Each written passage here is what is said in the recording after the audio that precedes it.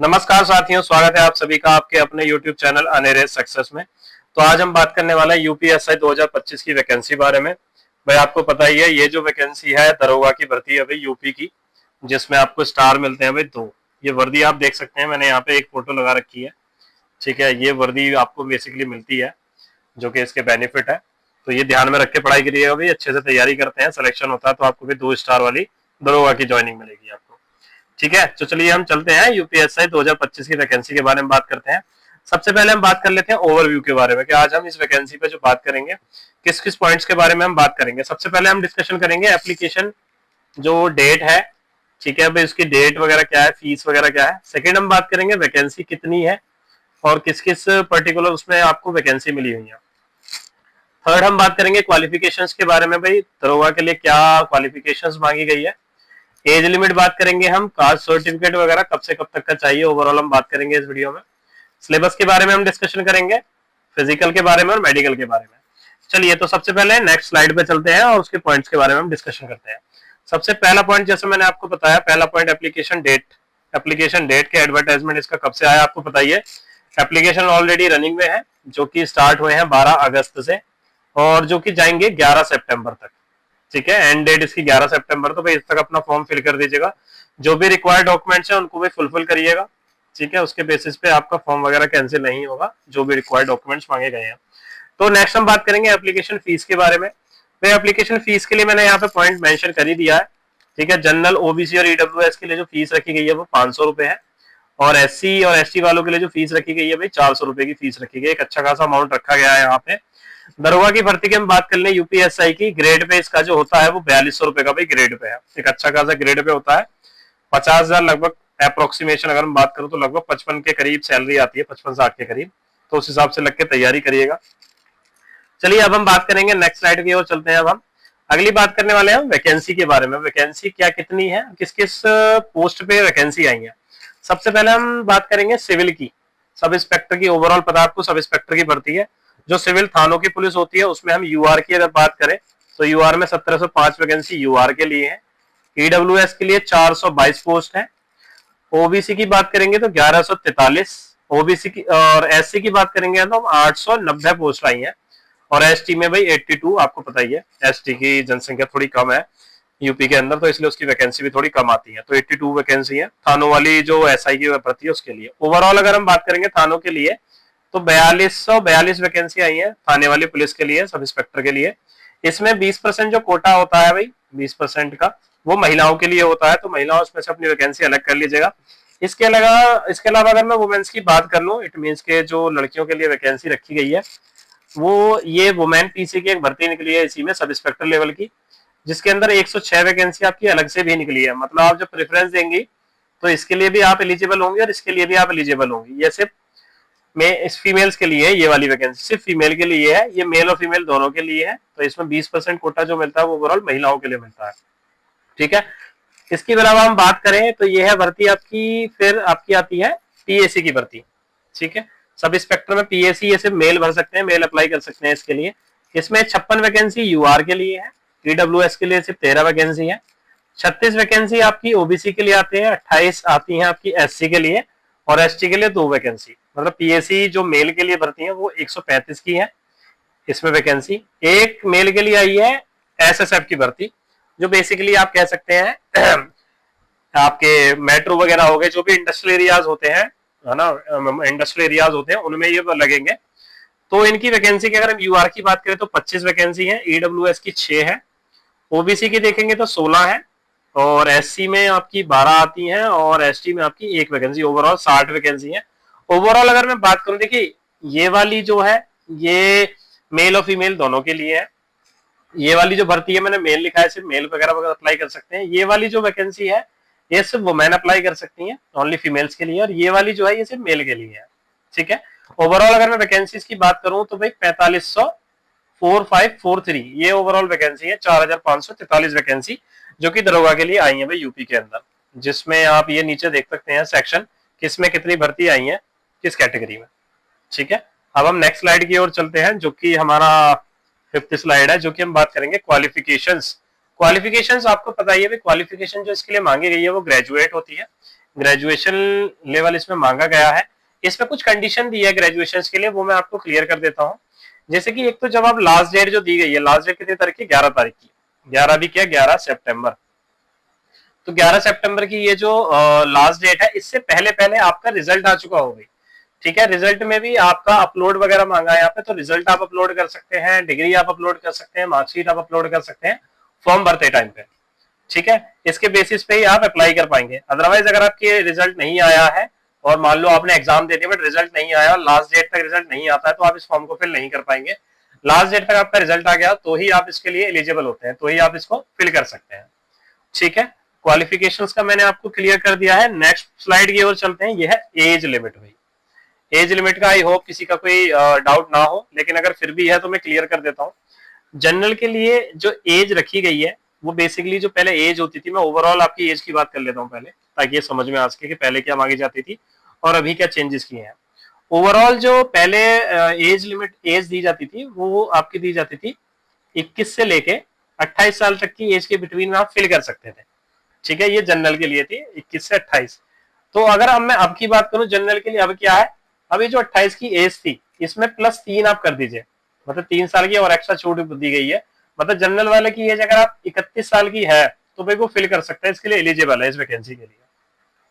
Same है, हम OBC, SC और एसटी की अगर हम बात करें, ठीक है, इसमें +5 की छूट है। ठीक है, इट मीन्स के 32 प्लस में 5 कितना हो जाता है 33, मतलब 33 की एज तक वो अप्लाई कर सकते हैं।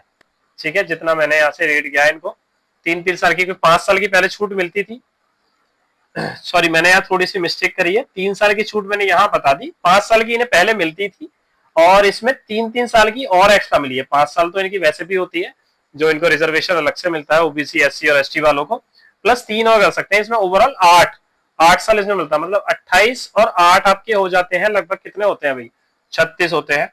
तो 36 की एज तक ये लोग अप्लाई कर सकते हैं, ओबीसी, एससी और एसटी वाले। तो इनमें इनको 3 साल की और एक्स्ट्रा छूट मिली, 5 साल पहले मिलती थी, 3 साल और मिल गई है। जनरल में 3 साल और मिल गई है। ठीक है, ओवरऑल ये है इसमें डिस्कशन एज लिमिट में। आई होप ये आपको क्लियर हो गया होगा एज लिमिट वाला सेक्शन। अभी हम बात करेंगे कास्ट सर्टिफिकेट के ऊपर। भाई कास्ट सर्टिफिकेट में बहुत एक लंबा चौड़ा डिस्कशन है। ठीक है, कुछ लोग समझ नहीं पाते हैं, कुछ किस तरह का कोई डिस्कशन हो जाता है, बट मैं आपको क्लियर कर देता हूँ इसमें कास्ट सर्टिफिकेट में ओवरऑल मांगा क्या गया है।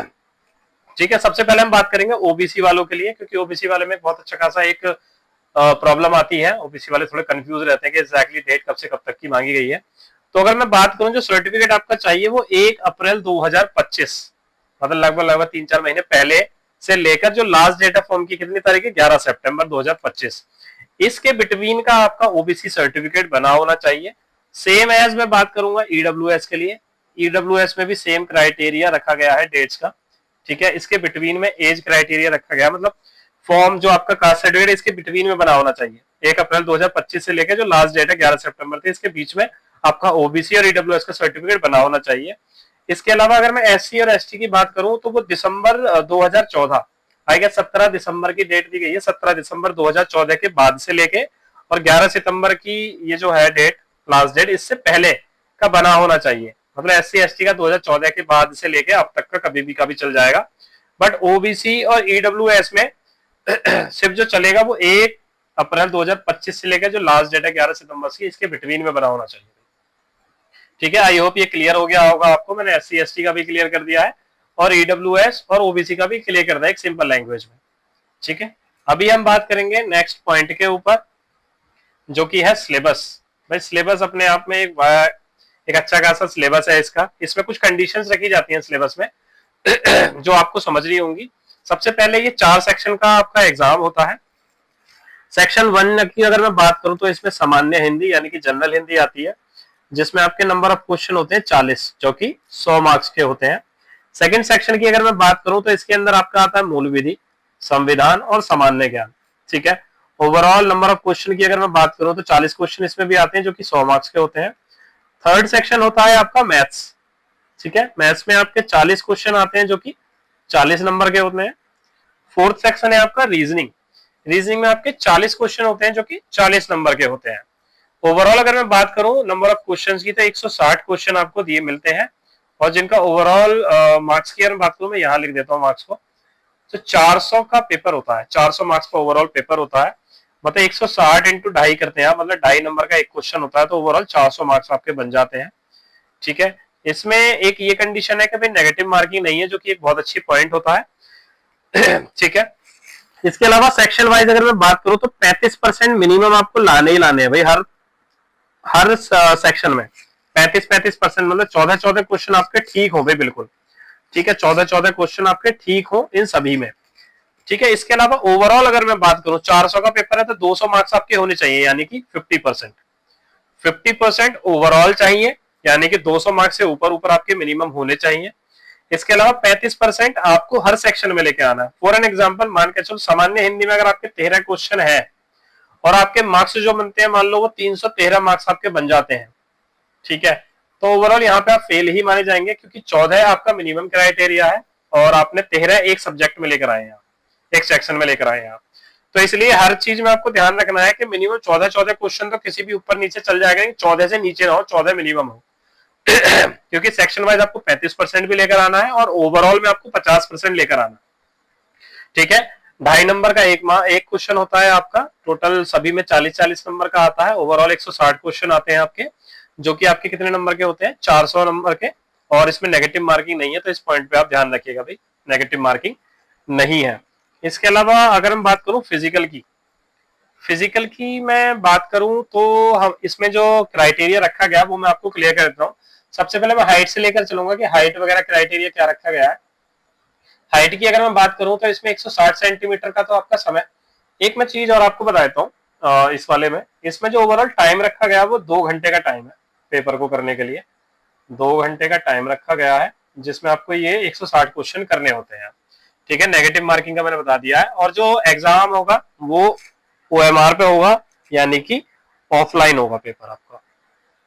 ठीक है, ये बात ध्यान रखिएगा, ऑफलाइन पेपर होगा, पहले ऑनलाइन हुआ था इससे लास्ट ईयर में, इस बार जो होगा वो ऑफलाइन होगा।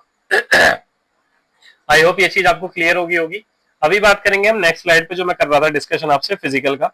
फिजिकल में जो हम हाइट की अगर मैं बात करूं तो आपका जनरल वालों के लिए, ठीक है, OBC वालों के लिए और SC वालों के लिए जो हाइट रखी गई है वो 160 सेंटीमीटर रखी गई है। ठीक है, ST वालों के लिए थोड़ी सी छूट दी जाती है हाइट में, जो कि दी जाती है 160 सेंटीमीटर की। ठीक है, ये जो क्राइटेरिया रखा गया है ये रखा गया है लड़कों के लिए, पहले हम लड़कों के लिए बात कर रहे हैं। ठीक है, इसके बाद अगर हम फीमेल्स की बात करें तो फीमेल के लिए जो रखा गया है ये रख देते हैं मेल के लिए। अब हम बात करेंगे फीमेल। फीमेल में भी सेम जनरल, OBC और SC वाली जो लड़कियां हैं उनके लिए 152 सेंटीमीटर की हाइट रखी गई है। ठीक है, इसके अलावा ST वालों को यहाँ महिलाओं को छूट दी जाती है, जो कि 147 सेंटीमीटर है। ठीक है, तो ये पॉइंट याद रखिएगा। इसके अलावा महिलाओं में एक कंडीशन दी जाती है कि उनका जो वेट है वो 40 किलो मिनिमम होना चाहिए।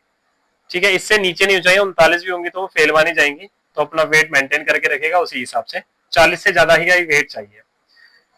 ठीक है, वेट इनका देखा जाता है। लड़कों की चेस्ट वगैरह नापा जाता है, जो कि मैं चेस्ट का यहाँ पे एक पॉइंट क्लियर कर देता हूँ एज इट इज। यहाँ पे जो ये लोग हैं जनरल, OBC और SC वाले, इनका जो चेस्ट का क्राइटेरिया है वो 79 से लेके 84 सेंटीमीटर तक का है, 84 याद रखिएगा।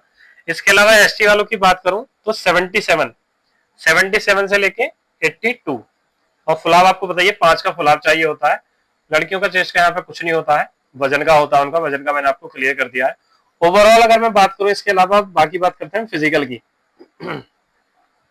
मैं फिजिकल की यहाँ बात कर लेता हूँ अभी। फिजिकल की अगर मैं बात करूंगा तो यहाँ पे जो लड़के हैं, मेल लोग हैं, 4.8 किलोमीटर की पे रनिंग होती है, जिसके लिए इनको टाइम मिलता है 28 मिनट का। ठीक है, 28 मिनट इनको मिलती है। फीमेल की अगर मैं बात करूं तो फीमेल में इनको 2.4 किलोमीटर की रनिंग होती है, जिसके लिए इनको टाइम मिलता है 16 मिनट का। ठीक है भाई, ये चीज याद रखिएगा, ये 28 मिनट मिलते हैं इनको, और इनको फीमेल्स को 16 मिनट मिलती है। 28 मिनट में जो मेल है उनको 4.8 किलोमीटर की रनिंग मारनी होती है, और 16 मिनट में जो फीमेल है उनको 2.4 किलोमीटर की रनिंग करनी होती है। ठीक है, इसी के बेसिस पे इनका सिलेक्शन होता है। फिजिकल में और कुछ नहीं होता है, सिर्फ रनिंग होती है, रनिंग के अलावा और कोई पार्ट नहीं होता है। और हाइट वगैरह का मैंने आपको बता दिया, हाइट का चेस्ट का ये मेजरमेंट होता है, लड़कियों का वेट का होता है और हाइट का होता है। ठीक है, ये अभी तक क्लियर हुआ होगा। इसके अलावा यहीं पे मैं एक पॉइंट आपको क्लियर कर देता हूँ नेक्स्ट स्लाइड पे। मेडिकल, मेडिकल किन लोगों का होगा वो मैं आपको क्लियर कर देता हूँ। देखिए, आपका जो एग्जाम आप देंगे उस एग्जाम के बेस पे आपकी एक मेरिट आएगी। ठीक है, एग्जाम के बेस पे क्या आएगी, आपकी एक मेरिट आएगी, कट ऑफ लगेगी। उस कट ऑफ में अगर आप सेलेक्ट होते हैं तो आप नेक्स्ट राउंड के लिए जाएंगे जो कि फिजिकल होगा। ठीक है, डीवी होगा पहले, सॉरी मैं यहाँ डीवी लिख देता हूँ। नेक्स्ट राउंड हो जाता है डीवीपीएसटी का, डीवीपीएसटी होता है आपका। ठीक है, डीवीपीएसटी क्लियर करने के बाद उनका फिर फिजिकल होता है। ठीक है, फिजिकल में जो लोग क्लियर करते हैं तो उसके बाद उनकी ना फाइनल मेरिट आती है, किसके बेस पे, एग्जाम के बेस पे और फिजिकल के बेस पे। जो फिजिकल में क्लियर करते हैं एग्जाम के बेस पे उनकी क्या होती है, फाइनल मेरिट आती है। ठीक है, फाइनल सिलेक्शन हो जाता है आपका, ये कह लीजिए फाइनल सिलेक्शन हो जाता है। फाइनल सिलेक्शन होने के बाद उन्हीं बच्चों का क्या कराया जाता है, जो फाइनल होते हैं सेलेक्ट, मेडिकल कराया जाता है। तो मेडिकल को भी नेग्लेक्ट मत करिएगा, मेडिकल भी एक अच्छा खासा पार्ट है, तो अपने आप को फिट रखिएगा अच्छे से, किसी प्रकार की कोई इंजरी मत होने दीजिएगा अपने अंदर। ठीक है, ताकि वो मेडिकल में आपको दिक्कत दे किसी भी प्रकार की। आई होप ये सारी चीजें आपको समझ आ गई होंगी। अगर कुछ भी रह जाता है तो आप कमेंट करिएगा, सो दैट हम आपको वो पॉइंट क्लियर कर देंगे। आई होप ये वीडियो आपको मेरी पसंद आई होगी। ठीक है, तो ये हम यहाँ पे इसको क्लोज करते हैं। बाकी अगर किसी का क्वेश्चन हो तो बताइएगा, हम वो डिस्कशन आपको अगली वीडियो में हम कर देंगे। ठीक है, थैंक यू फॉर वॉचिंग। आपने वीडियो देखी, अगर वीडियो आपको पसंद आई हो तो वीडियो को लाइक कीजिएगा, अपने दोस्तों के साथ शेयर कीजिएगा, अगर हेल्पफुल हो उनके लिए तो दोस्तों के साथ शेयर कीजिएगा, और इस चैनल को सब्सक्राइब कीजिएगा, सो दैट आपको आगे की इन्फॉर्मेशन मिलती रहे, किसी भी प्रकार की जल्दी इन्फॉर्मेशन के लिए। ठीक है, तो अभी हम वीडियो को यहाँ क्लोज करते हैं। Thank you so much, bye bye, take care.